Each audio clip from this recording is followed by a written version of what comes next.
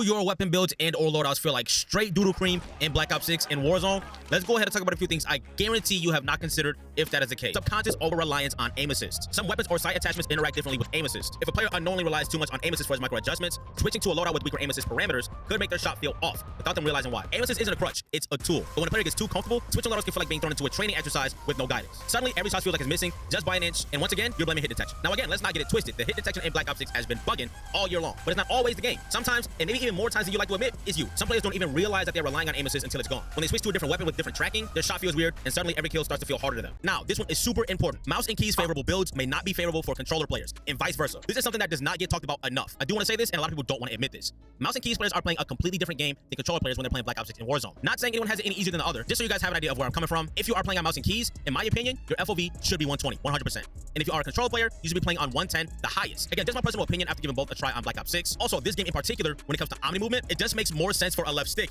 and not WASD. Now, some weapon builds are more conducive to mouse and keys players, and other weapon builds are conducive to controller players. So let's say if you're getting build advice from a buddy or a content creator, heavily consider what input they are using. Another thing you need to really think about is you're not building your own classes. Speaking of getting builds from other folks, sometimes you just gotta try out something that you built yourself from the ground up that no one else has even spoken about, made a video about, doesn't have an opinion on it. Just make something for yourself, exercising your own critical thinking skills. Now, some attachments are more effective than others, 100%. If you need a blueprint of something from someone else, by all means, use it. But let's say if you want to go ahead and add a little bit more recoil control to your weapon, instead of the ranger foregrip, swap it out for the vertical foregrip. And if you want to stay on target more while you're getting shot, I think this is especially important for the Warzone folks. Consider the heavy stock. Again, those are just a couple of examples, but we should all seriously stop just brainlessly copying weapon builds from other people, no matter how much influence they have.